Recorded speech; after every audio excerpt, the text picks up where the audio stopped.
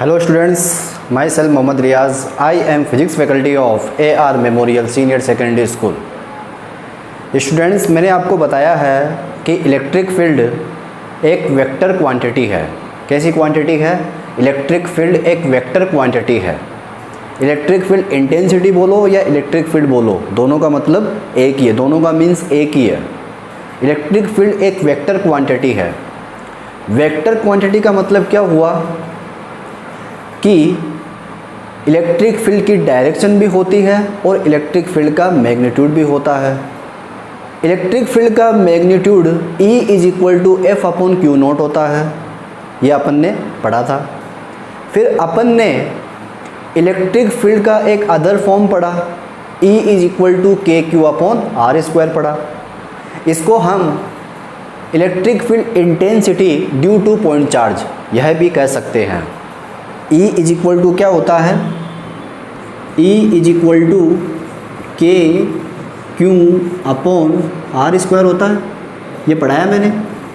और इसका मतलब क्या हुआ कि जो Q चार्ज है वह अपने से R डिस्टेंस पे किसी पॉइंट P पे कितनी इलेक्ट्रिक फील्ड बनाएगा?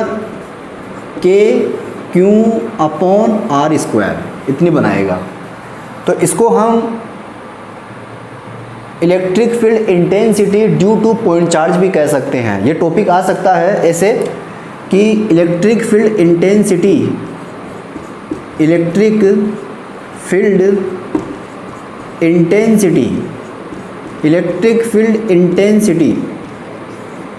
ड्यू टू पॉइंट चार्ज,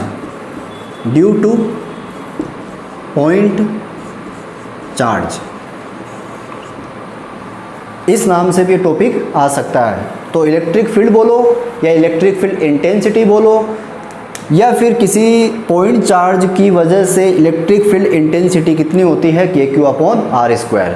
तो ये फॉर्मूला आपको याद रखना है, ठीक है। इसके ऊपर न्यूमेरिकल क्वेश्चंस अपन करेंगे, ठीक है। आज हम इलेक्ट्रिक फील्ड की डायरेक्शन के बारे में पढ़ते हैं। इलेक्ट्रिक फील्ड का मैग्नीट्यूड E = F/Q0 या E =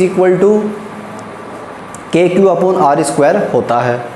अब इलेक्ट्रिक फील्ड की डायरेक्शन भी होती है क्योंकि इलेक्ट्रिक फील्ड एक वेक्टर क्वांटिटी है। अब पॉजिटिव चार्ज के लिए क्या होगी, नेगेटिव चार्ज के लिए क्या होगी?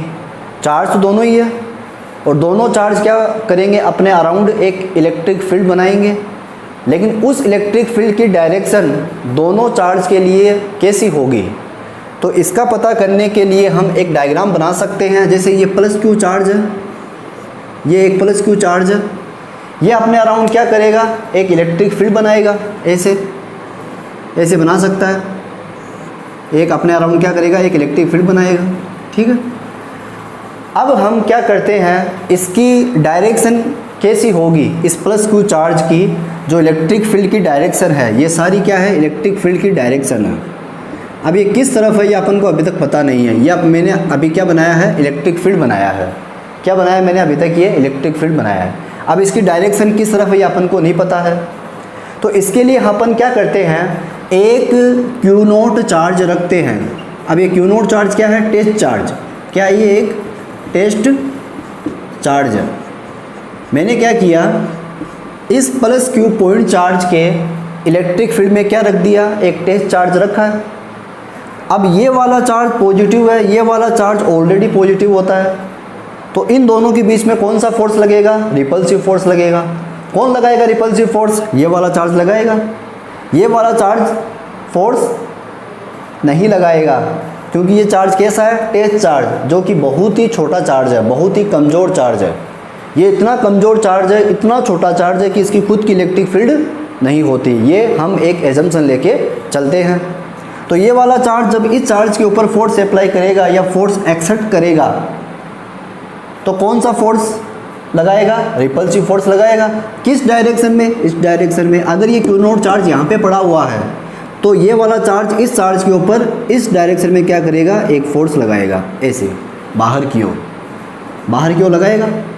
अगर ये चार्ज यहाँ पे होता तो इधर लगाता, ये वाला चार्ज यहाँ पे होता तो इधर लगाता, इसको इधर रिपेल करता। ये वाला चार्ज अगर यहाँ पे होता तो इसको इधर रिपेल करता। ये वाला चार्ज यहाँ पे होता तो इसको इधर रिपेल करता। इस तरीके से हम क्या देख पा रहे हैं कि प्लस क्यू चार्ज के लिए जो इलेक्ट्रिक फील्ड इंटेंसिटी है या जो इलेक्ट्रिक फील्ड है वह किस तरफ है, बाहर की ओर है। किस तरफ है, बाहर की ओर है, कह सकते हैं।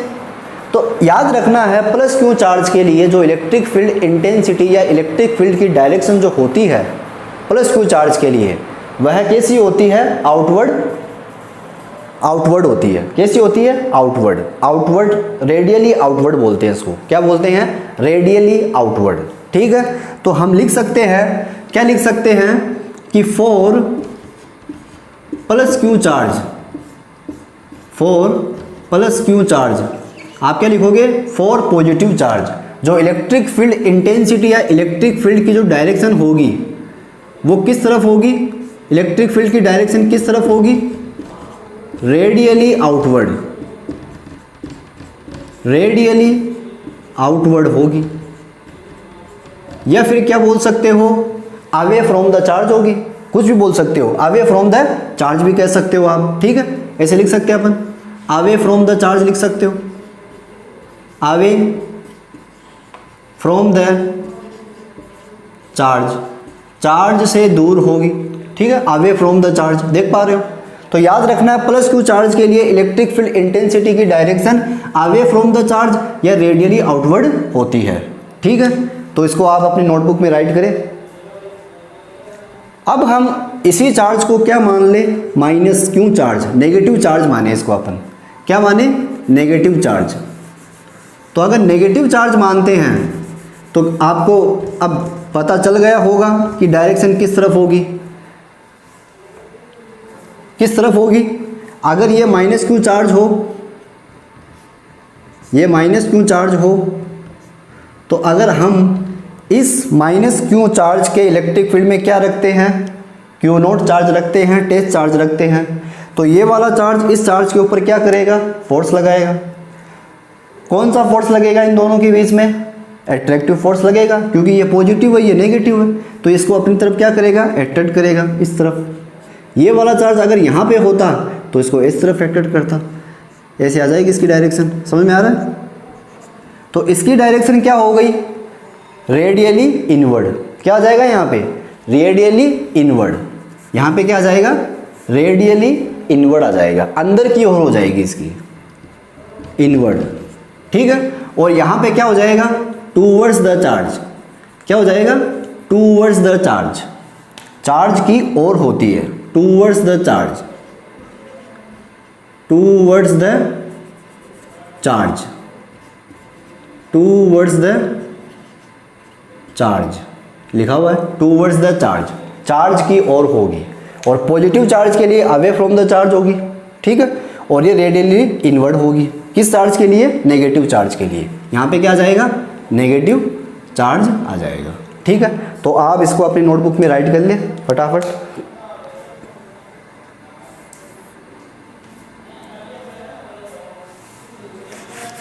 तो ये थी इलेक्ट्रिक फील्ड की डायरेक्शन की बात। तो याद रखना है पॉजिटिव चार्ज के लिए रेडियली आउटवर्ड होती है और नेगेटिव चार्ज के लिए रेडियली इनवर्ड होती है। ठीक है, अब हम बात करते हैं वेक्टर फॉर्म की। किसकी बात करते हैं, वेक्टर फॉर्म की बात करते हैं। वेक्टर फॉर्म किसका, vector form electric field intensity का। Vector form of electric field intensity या इलेक्ट्रिक फील्ड बोल दो। ठीक है, इलेक्ट्रिक फील्ड का फॉर्मूला क्या था, अभी बताया है, E इज इक्वल टू क्या होता है, KQ/R²। यहाँ पे मैंने बड़ा चार्ज लिखा है, इससे कोई इफेक्ट नहीं पड़ता, स्मॉल क्यू चार्ज भी आप लिख सकते हो। अब हमें इसको वेक्टर फॉर्म में रिप्रेजेंट करना है। अब वेक्टर फॉर्म में रिप्रेजेंट करने का मतलब क्या है, इसकी डायरेक्शन पता करनी है। वेक्टर फॉर्म क्यों लिखते हैं अपन, किसी भी फिजिकल क्वांटिटी की डायरेक्शन को मेज़र करने के लिए या डायरेक्शन का पता करने के लिए हम किससे मल्टीप्लाई करवाते हैं, यूनिट वेक्टर से। याद है, हम किससे मल्टीप्लाई करवाएंगे, यूनिट वेक्टर से, जिसको मैंने क्या कहा है, R का है। ठीक है, और यहाँ पर मैं क्या लिख दूंगा, इलेक्ट्रिक फील्ड इंटेंसिटी के ऊपर वेक्टर का साइन लगा दूंगा, क्योंकि इलेक्ट्रिक फील्ड इंटेंसिटी एक वेक्टर क्वांटिटी होती है। तो मैंने इसके ऊपर वेक्टर का साइन लगाया। अब इसकी डायरेक्शन पता करने के लिए, इसकी डायरेक्शन को रिप्रेजेंट करने के लिए, इसकी डायरेक्शन को दिखाने के लिए मैंने किससे मल्टीप्लाई करवाया है? यूनिट वेक्टर से। तो यहाँ पे जो आर कैप है वो क्या है? Unit vector. क्या है? यूनिट वेक्टर, जिसे हम क्या लिख सकते हैं? R cap is equal to r vector upon are vector का मोड लिख सकते हैं। या अपन ने कुलाम्स लॉ के वेक्टर फॉर्म में भी ऐसा किया था, अगर आपको याद हो तो। ठीक है, तो ये वाली वैल्यू अगर आप यहाँ पे पुटअप करते हो तो E इज इक्वल टू क्या आ जाएगा? E vector is equal to k q upon r square, फिर यहाँ पे होगा आर वेक्टर और यहाँ पे हो जाएगा आर वेक्टर का मोड। ठीक है, अब यहाँ पे आर स्क्वायर है, यहाँ पे आर की पावर 1 है, तो इसको आप इस तरीके से भी लिख सकते हो, E vector is equal to k q upon r square, और ये आर वेक्टर, ये सॉरी आर क्यूब, और ये आर वेक्टर हो गया। तो ये इलेक्ट्रिक फील्ड इंटेंसिटी का क्या है? एक वेक्टर फॉर्म है, याद रखना है। ये इलेक्ट्रिक फील्ड इंटेंसिटी का क्या है? एक वेक्टर फॉर्म है। या तो ऐसे लिखो या फिर ऐसे लिखो। और आर कैप क्या होता है? यूनिट वेक्टर होता है। क्या होता है? यूनिट वेक्टर, जो किसको बताएगा? इलेक्ट्रिक फील्ड इंटेंसिटी की डायरेक्शन को बताएगा। अगर ये वाला चार्ज पॉजिटिव है तो ये भी क्या होगा? पॉजिटिव हो जाएगा। ठीक है, ये वाला चार्ज अगर पॉजिटिव है तो ये भी क्या रहेगा? पॉजिटिव रहेगा। अब ये पॉजिटिव का मतलब क्या हुआ? इलेक्ट्रिक फील्ड की जो डायरेक्शन है वो किस तरफ होगी? रेडियली आउटवर्ड होगी, अवे फ्रॉम द चार्ज। ठीक है, अगर ये वाला ही चार्ज, अब ये जो वेक्टर फॉर्म आया है ये कौन से चार्ज के लिए आया स्टूडेंट्स? फॉर पॉजिटिव चार्ज, याद रखना है, फॉर पॉजिटिव चार्ज, ये पॉजिटिव चार्ज के लिए है। ठीक है, अगर यही चार्ज क्या हो? नेगेटिव हो, तो इसको वेक्टर फॉर्म में कैसे लिखोगे? सिंपल है, अगर यही चार्ज क्या हो? नेगेटिव चार्ज हो, इफ चार्ज इज नेगेटिव, अगर यही चार्ज क्या हो? नेगेटिव हो। तो अगर ये चार्ज नेगेटिव होगा तो यहाँ से आप देख सकते हो जो इलेक्ट्रिक फील्ड इंटेंसिटी का जो वेक्टर फॉर्म आएगा वो क्या आ जाएगा? के क्यू अपॉन आर स्क्वायर, और यहाँ पे क्या लग जाएगा? माइनस आर कैप लग जाएगा। इजी। अब इसको आप आगे बढ़ा सकते हो, तो यहाँ पे आप क्या लिख दोगे? के क्यू, अब सीधा लिख दूँ मैं, के क्यू अपॉन आर क्यूब, फिर ये आर वेक्टर का, ये आर वेक्टर हो जाएगा, R vector upon are vector का मोड होगा, फिर मोड आर स्क्वायर से मल्टीप्लाई होके आर क्यूब बनाएगा, तो यहाँ पे क्या आ जाएगा? माइनस। तो ये किसके लिए हो जाएगा स्टूडेंट्स?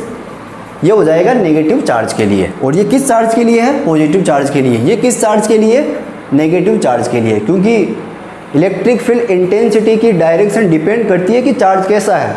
पॉजिटिव चार्ज है तो away from the charge, negative charge है तो towards the charge, positive charge है तो चार्ज से दूर हो जाएगी, अगर नेगेटिव चार्ज है तो चार्ज की ओर हो जाएगी। तो ये चार्ज की ओर है, ये चार्ज से दूर है। तो इसको आप अपने नोटबुक में राइट करें।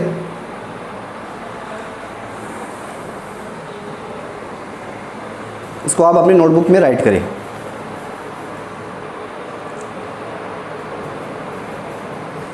स्टूडेंट्स, अब आपके सामने एक नया टॉपिक है, electric field due to system of charge. मतलब एक ऐसा सिस्टम जिसके अंदर बहुत से क्या है? चार्जेज है, और उन चार्जेज से क्या बनेगी? इलेक्ट्रिक फील्ड बनेगी। तो किसी पर्टिकुलर पॉइंट पर, किसी पॉइंट पर टोटल इलेक्ट्रिक फील्ड कितनी होगी उसे हम क्या कहते हैं? System of charges. क्या कहते हैं? सिस्टम ऑफ चार्जेस, या फिर electric field due to system of charges. तो एक सबसे पहले अपन सिस्टम तैयार करते हैं। ठीक है, अब एक सिस्टम तैयार करने का मतलब एक्स डायरेक्शन बनाते हैं, वाई डायरेक्शन बनाते हैं, और एक जेड डायरेक्शन बनाते हैं। ये इसका क्या हो जाएगा? ओरिजिन। ये क्या हो जाएगा? ओरिजिन पॉइंट हो जाएगा, ऐसे, ये ओरिजिन पॉइंट है। ठीक, इससे इस वाले यहाँ, इस वाले पॉइंट पे एक क्यू नोट या टेस्ट चार्ज रखा हुआ है। ठीक है, इस पॉइंट पे, और इस सिस्टम के अंदर बहुत से चार्जेज हैं। एक है Q1, दूसरा है Q2, ठीक है, तीसरा है Q3 और ऐसे करके nth चार्ज है। कितने हैं? nth charge. इन बहुत से चार्जेस की वजह से इस वाले पॉइंट पर इलेक्ट्रिक फील्ड इंटेंसिटी कितनी होगी ये अपन को बताना है। इसी को हम क्या कहते हैं? Electric field due to system of charges कहते हैं, ठीक है। अब सबसे पहले इस वाले चार्ज की वजह से इलेक्ट्रिक फील्ड बनेगी, क्योंकि पॉइंट चार्ज अपने अराउंड क्या बनाता है? इलेक्ट्रिक फील्ड बनाता है। तो हमें इस वाले पॉइंट पर इस चार्ज की इलेक्ट्रिक फील्ड इंटेंसिटी पता करनी है, उसके बाद Q2 की पता करनी है, उसके बाद Q3 की, ऐसे करके nth चार्जेस की अपन को इस वाले पॉइंट पर इलेक्ट्रिक फील्ड इंटेंसिटी पता करनी है, ठीक है। तो देखो, सबसे पहले ये वाला चार्ज जब इस चार्ज पे फोर्स लगाएगा तो किस डायरेक्शन में लगाएगा? इस डायरेक्शन में लगाएगा, इसको रिपेल करेगा। या फिर ये कह दो कि ये वाला चार्ज कैसा चार्ज है? पॉजिटिव चार्ज है। और एक पॉजिटिव चार्ज की वजह से इलेक्ट्रिक फील्ड इंटेंसिटी की direction away from the charge होती है। याद है आपको? ये वाला चार्ज कैसा है? पॉजिटिव। तो इस वाले चार्ज से जो इलेक्ट्रिक फील्ड बनेगी, जिसकी डायरेक्शन होगी, वो इसके अवे फ्रॉम द होगी, इस अवे फ्रॉम द चार्ज की वजह से होगी, ठीक है। तो ये है Q1 चार्ज, तो इससे अवे, इससे दूर होगी क्या? इलेक्ट्रिक फील्ड इंटेंसिटी ऐसे इधर होगी। वो मैंने कितनी मान ली? E1 वेक्टर लगा दे, क्योंकि इलेक्ट्रिक फील्ड कैसी क्वांटिटी है? वेक्टर क्वांटिटी है। तो इस वाली चार्ज की वजह से जो इलेक्ट्रिक फील्ड बनेगी वो इससे अवे बनेगी, इससे दूर बनेगी। अगर ये वाला चार्ज नेगेटिव चार्ज होता तो इस ओर बन जाती। अब ये वाला चार्ज भी देखो स्टूडेंट कैसा है? पॉजिटिव। तो इससे भी क्या बनेगी? अवे फ्रॉम द, ऐसे आगे की ओर E2 बन जाएगी, E2 वेक्टर। इसी तरीके से ये Q3 है, इससे उधर बन जाएगी E3 वेक्टर। इसी तरह ये Qn है, इधर बन जाएगी En वेक्टर, ठीक है। अगर ये चार्ज नेगेटिव होता तो इलेक्ट्रिक फील्ड इंटेंसिटी की डायरेक्शन इस ओर बनती, इस वाले पॉइंट पर बनती, लेकिन इस ओर बनती इधर। इसी तरीके से यहाँ पे इलेक्ट्रिक फील्ड इंटेंसिटी की डायरेक्शन अगर ये नेगेटिव होता तो इलेक्ट्रिक फील्ड इंटेंसिटी की डायरेक्शन इस तरफ होती, लेकिन ये पॉजिटिव है तो ये इस तरफ हो जाएगी, ठीक है। याद कर लो, एक पॉजिटिव चार्ज के लिए away from the charge electric field intensity की डायरेक्शन, और इलेक्ट्रिक फील्ड इंटेंसिटी की डायरेक्शन टूवर्ड्स द चार्ज कब? जब चार्ज क्या हो? नेगेटिव हो। अब हमें यहाँ इस वाले पॉइंट पर टोटल इलेक्ट्रिक फील्ड इंटेंसिटी पता करनी है। तो स्टूडेंट्स, अगर आपको याद हो तो हमने किसी पॉइंट पर total force, net force measure किया था, और वो जो नेट फोर्स अपन ने पता किया था वो किया था अपन ने सुपर पोजिशन प्रिंसिपल की वजह से। सुपर पोजिशन प्रिंसिपल क्या कहता है कि किसी पॉइंट पर या किसी एक पर्टिकुलर चार्ज पर लगने वाला जो नेट फोर्स होगा वो इक्वल होता है, किसके इक्वल होता है? वेक्टर सम के, वेक्टर सम के individual forces due to other charges. लिखवाया था मैंने सुपरपोजिशन प्रिंसिपल के अंदर आपको। सुपरपोजिशन प्रिंसिपल क्या कहता है कि किसी पर्टिकुलर चार्ज पे जो नेट फोर्स लगता है वह इक्वल होता है वेक्टर सम के। किनके वेक्टर सम के? जो अदर चार्जेस है, जो उस चार्ज के ऊपर क्या लगा रहे हैं? फोर्स लगा रहे हैं। तब हमने लिखा था F vector is equal to F01 vector plus F02 vector plus F03 vector. वैसे ही यहाँ पर भी अपन क्या काम में लेंगे? एक सुपरपोजिशन प्रिंसिपल काम में लेंगे, ठीक है। और इस वाली पॉइंट पर इलेक्ट्रिक फील्ड इंटेंसिटी पता करने के लिए या नेट इलेक्ट्रिक फील्ड पता करने के लिए हम क्या कर देंगे? सभी का वेक्टर सम कर देंगे। इसी को तो अपन क्या बोलते हैं? Superposition principle. तो स्टूडेंट्स, आपको इसकी पहले थ्योरी लिखनी है कि let us consider a system, और एक सिस्टम आपने कंसीडर किया है जिसमें Q1, Q2, Q3, Qn charges रखे हुए हैं। किसी एक पॉइंट पर Q0 चार्ज रखा हुआ है जिसको अपन ने टेस्ट चार्ज कहा है। ये वाला चार्ज, ये वाला चार्ज, ये वाला चार्ज, ये वाला चार्ज की वजह से इलेक्ट्रिक फील्ड इंटेंसिटी की डायरेक्शन किस तरफ होगी? अवे फ्रॉम द चार्ज होगी। ये बातें आपको इसमें लिखनी पड़ेगी। फिर हम क्या करेंगे? सुपरपोजिशन प्रिंसिपल लगाएंगे। क्या लगाएंगे? सुपरपोजिशन प्रिंसिपल, जो हमने कूलॉम्स लॉ में भी लगाया था। सुपरपोजिशन प्रिंसिपल क्या क्या हो जाएगा, अगर आपको यहाँ पर ई नेट निकालना हो, टोटल इलेक्ट्रिक फील्ड या total intensity of electric field, वो कितना हो जाएगा, E net vector is equal to क्या होगा, E1 vector plus E2 vector plus E3 vector plus E4 vector. ये चलेगा आगे तक, कहाँ तक चलेगा ये चलेगा En वेक्टर तक।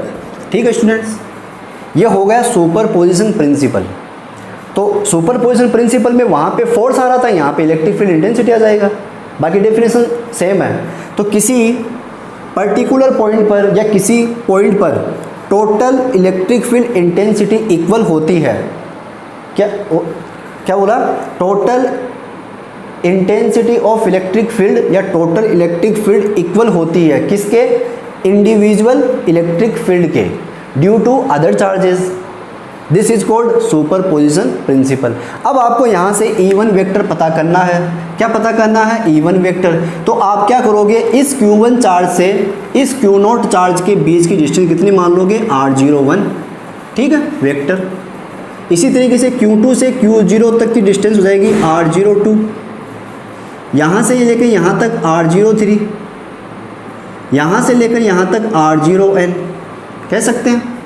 ठीक है, तो यहाँ से जो E1 आएगा वो E1 वेक्टर कितना आ जाएगा, K लिख दिया, Q1 लिख दिया, ठीक है, K Q1 हो गया अपॉन R01 का whole square, K Q upon R square. और इलेक्ट्रिक फील्ड की डायरेक्शन लिखनी है तो क्या करोगे, R01 केप लगा दोगे, समझ में आ गया, R01 केप लगा दोगे। ठीक है, वैसे ही E2 निकालना हो तो क्या करोगे, K Q2 अपॉन R02 का स्क्वायर कर दोगे, फिर यहाँ पे क्या करोगे, R02 केप लगा दोगे। ऐसे करके आप En तक निकाल लोगे। फिर ये सारी वैल्यू यहाँ पे पुटअप करोगे, ठीक है, सारी वैल्यू क्या करोगे, यहाँ पे पुटअप कर दोगे। तो सभी वैल्यू जब पुटअप करोगे तो E net vector is equal to क्या हो जाएगा students, K Q1 upon R01 का होल स्क्वायर, फिर यहाँ पे हो जाएगा R01 cap plus K Q2 upon R02 का होल स्क्वायर, और यहाँ पे हो जाएगा R02 केप हो जाएगा। ऐसे करके ये कहाँ तक जाएगा, K Qn अपॉन R0n का होल स्क्वायर, फिर यहाँ पे हो जाएगा R0n केप हो जाएगा। ठीक है, तो ये क्या आ गया, एक इलेक्ट्रिक फील्ड इंटेंसिटी का वेक्टर फॉर्म आया है। किसी पर्टिकुलर पॉइंट पर नेट इलेक्ट्रिक फील्ड इंटेंसिटी का एक वेक्टर फॉर्म आया है। तो ये हो गया net electric field intensity due to system of charges. तो आप इसे अपनी नोटबुक में राइट करें।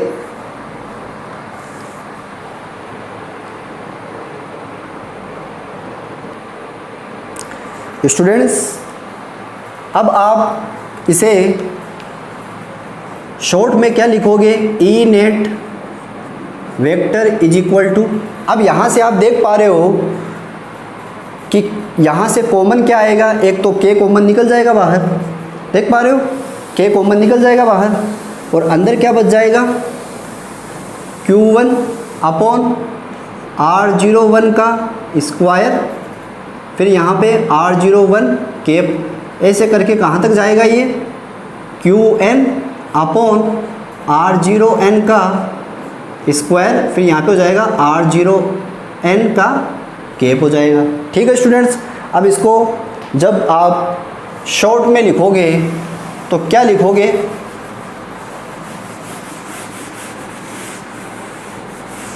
तो शॉर्ट में जो लिखोगे वो क्या आ जाएगा, E net vector is equal to, K की वैल्यू कितनी होती है, 1/4 pi epsilon naught. Epsilon naught क्या होता है स्टूडेंट्स, परमिटिविटी ऑफ वैक्यूम या एयर मीडियम। अपन ने अभी ये माना है कि जो सिस्टम था वो कहाँ पे था, वैक्यूम में था। अब समीशन लगाएंगे, ये वाला पढ़ाया मैंने आपको, ठीक है। अब यहाँ पे अपन क्या करेंगे, आई की वैल्यू कहाँ से स्टार्ट करेंगे, 1 से कहाँ तक जाएगी, ये n तक, ठीक है। तो यहाँ से जो बनेगा वो क्या बन जाएगा, Q I upon R zero I का स्क्वायर, फिर यहाँ पे बनेगा आर जीरो आई कैप। ठीक है, तो ये हो गया electric field intensity due to system of charges. मतलब इस पूरी इक्वेशन को अपन ने एक शॉर्ट में लिख दिया है। देख पा रहे हो, आई की वैल्यू अगर आप 1 रखोगे तो यहाँ पे R01 आ जाएगा, आई की वैल्यू यहाँ पे 1 लिखोगे तो यहाँ पे Q1 आएगा, तो Q1 आ रहा है। अगर आई की वैल्यू यहाँ पे आप 1 लिखोगे तो R01 आएगा। ऐसे करके आई की वैल्यू अगर 2 लिखोगे तो यहाँ पे Q2 आ जाएगा, यहाँ पे R02 आ जाएगा, यहाँ पे R02 कैप आ जाएगा। तो ये एक लंबी इक्वेशन को शॉर्ट में लिखने का एक तरीका है। ठीक है, तो ये है electric field intensity due to system of charges. इसको आप अपनी नोटबुक में राइट करें।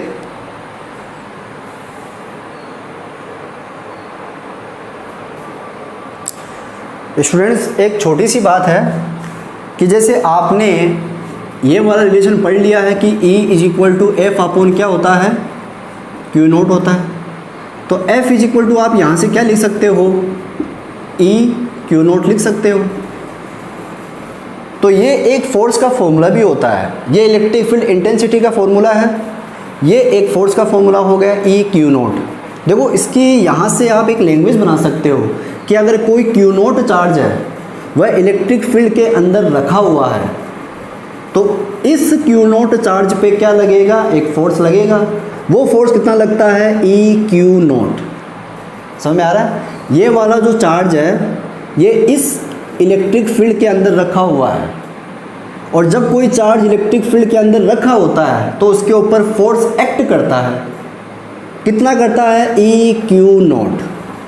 समझ में आ रहा है? ये वाला चार्ज इलेक्ट्रिक फील्ड के अंदर रखा हुआ है जिससे इस चार्ज पे एक फोर्स अप्लाई होता है, एक फोर्स एक्ट करता है। उसका फॉर्मूला क्या हो जाएगा, E क्यू नोट। ठीक है, जैसे इसको अच्छी तरीके से समझने के, जैसे यहाँ पे मैंने क्या बनाया, एक प्लस क्यू चार्ज बनाया है, ये एक प्लस क्यू चार्ज है। तो ये वाला चार्ज क्या करेगा, अपने अराउंड इलेक्ट्रिक फील्ड बनाएगा।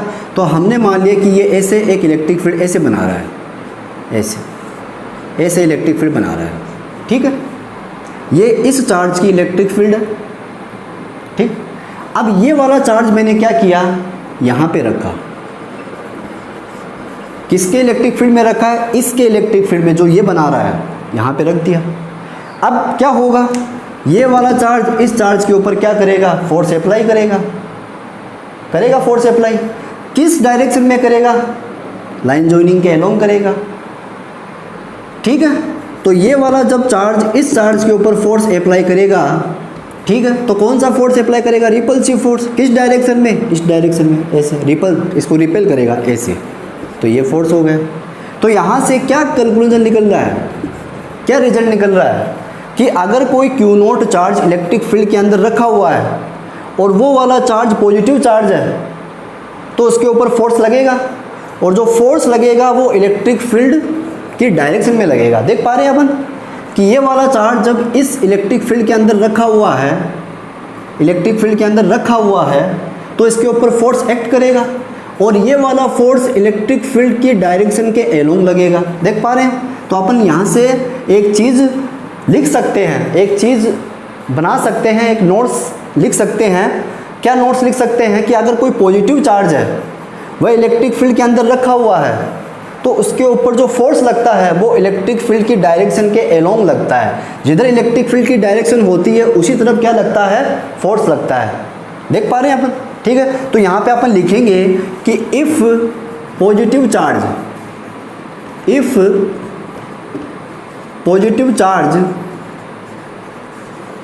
इज प्लेस्ड in the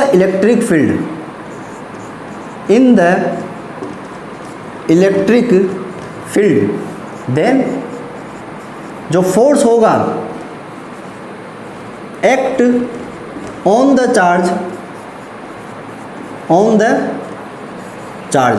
मतलब जो फोर्स उस चार्ज के ऊपर लगेगा, ठीक है, किस डायरेक्शन में लगेगा, इन द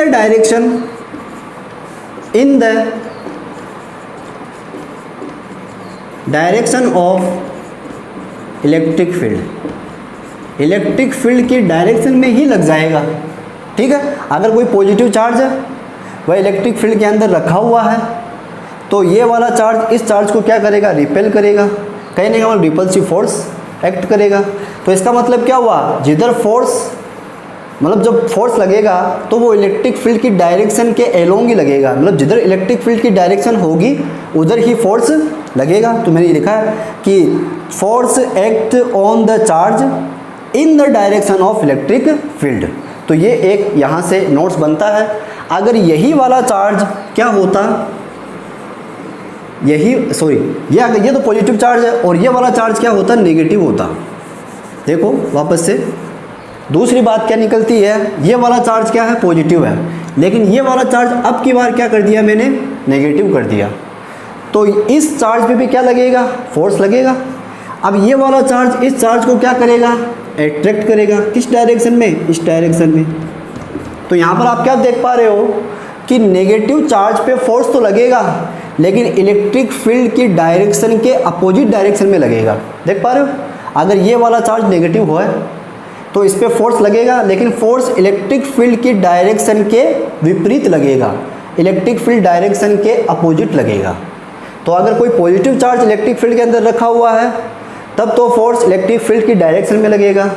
अगर कोई नेगेटिव चार्ज इलेक्ट्रिक फील्ड के अंदर रखा हुआ है तब फोर्स इलेक्ट्रिक फील्ड की डायरेक्शन के अपोजिट लगेगा। तो यहाँ से क्या कंक्लूजन निकाल दोगे आप, क्या रिजल्ट निकालोगे, इफ़ नेगेटिव चार्ज, क्या लिख दोगे यहाँ पे, इफ़ नेगेटिव चार्ज, अगर कोई नेगेटिव चार्ज प्लेस है इलेक्ट्रिक फील्ड के अंदर तो फोर्स लगेगा but in the opposite direction, in the opposite direction of the electric field.